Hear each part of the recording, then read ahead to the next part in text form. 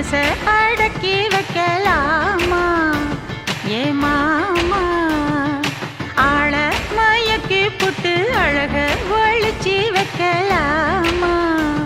ஏ மாமா